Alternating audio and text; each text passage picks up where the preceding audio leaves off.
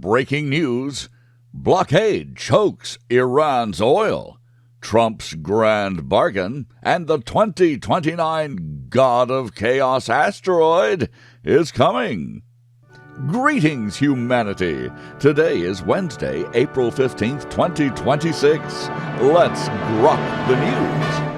I'm Robert Gardner, using GROK each weekday to help me summarize the biggest headlines in the news today, and you also get my opinions.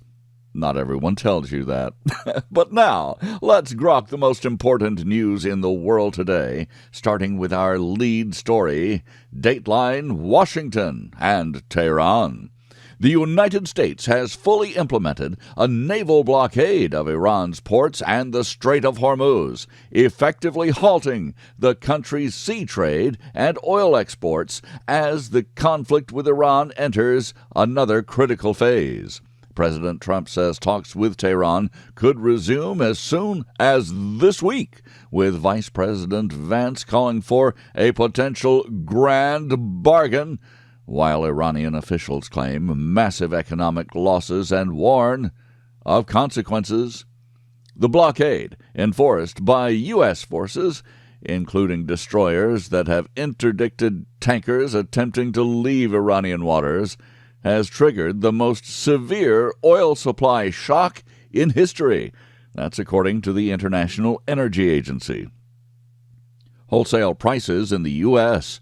have surged 4% in the last month, with Americans already feeling the impact at the pump and reacting to soaring gas prices. Supporters argue the pressure could open a golden age for American energy production by reducing reliance on the region and boosting domestic output, including potential benefits for Gulf of America operations.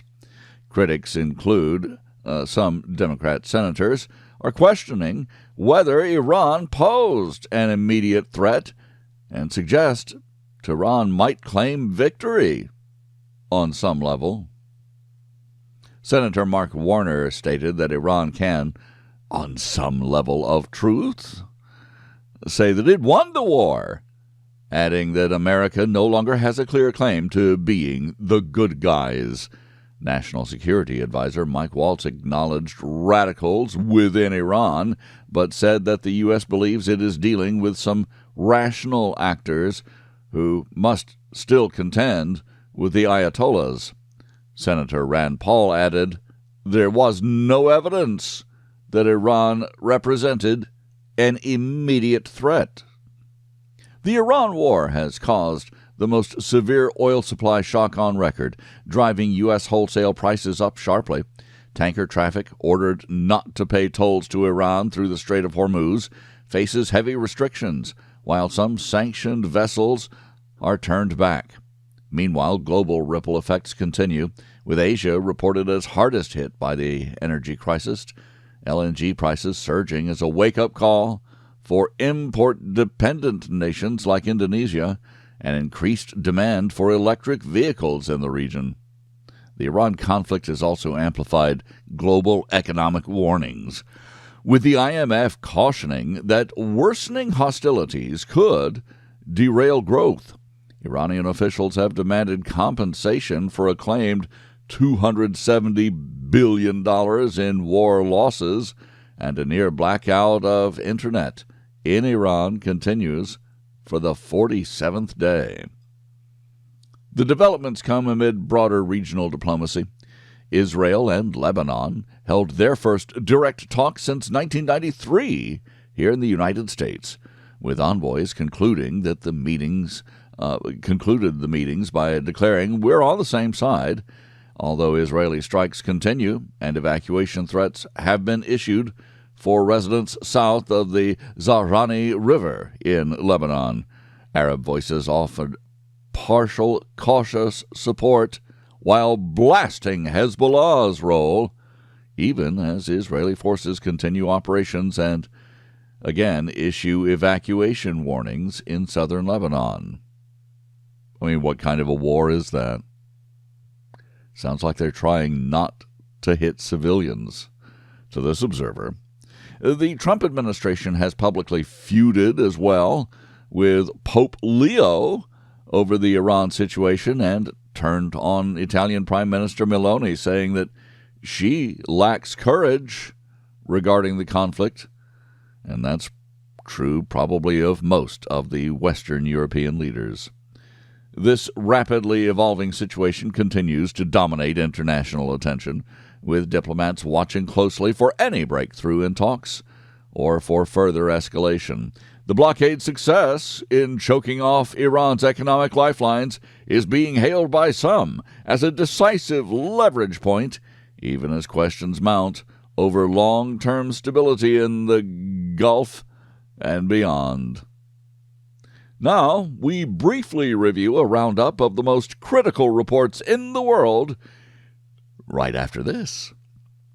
M.S. Gardner, my beautiful, brilliant wife, is author of last year's Moon Meridian Prize winner from April Gloaming Publishing, Wolfsbane, a dark, serious, modern take on an old fairy tale. You've never heard Little Red Riding Hood told like this, a page-turning Southern Gothic story. Wolfsbane, available now at thecuriousauthor.com. That's all one word, thecuriousauthor.com, also on Amazon. Now we grok the headlines from around the world.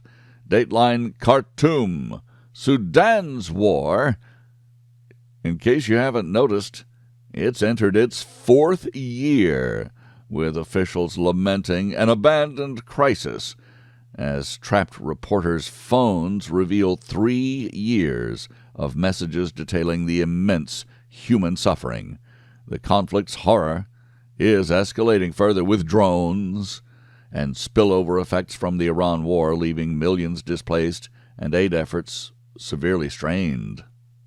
Dateline Sydney, Prince Harry, should you say former Prince Harry, and Meghan Markle have kicked off a 4-day visit to Australia, their first since stepping back from their senior royal roles. Public relations are mixed, with some locals questioning the purpose of their trip, while others express curiosity about the couple's activities down under. I've got to ask why GROK expressed curiosity.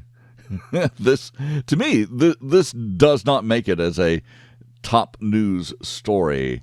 I'm sure that it's interesting and that a lot of people do, but it isn't real news.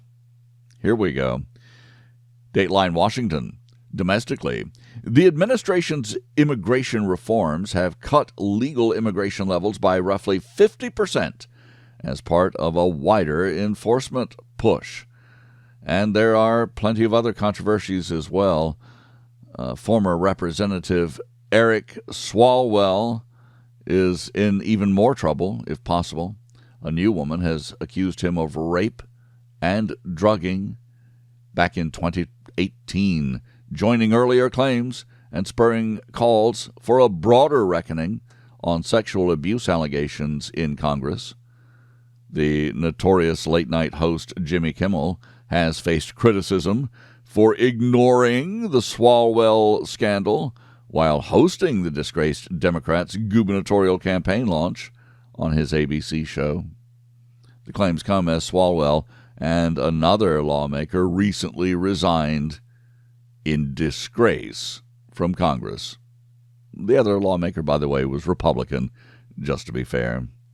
Dateline, the United States. Severe weather alerts remain in effect for about 50 million people, stretching from Texas to Michigan, with forecasters warning of dangerous storms and potential flooding. Officials urge residents to stay informed as the system moves across multiple states. Dateline Ottawa. Canadian Prime Minister Mark Carney, fresh off securing a majority government, suspended the national fuel tax in his first major act, aiming to ease costs for citizens amid economic pressures that also include shifting perceptions among Indian students considering Canada as a study destination. Meanwhile, Dateline Indian Ocean, rescue efforts continue after a migrant boat sank in the ocean, leaving at least 250 people missing in one of the deadliest recent maritime tragedies on asylum routes. The incident highlights ongoing dangers faced by those attempting dangerous sea crossings. Dateline Pretoria.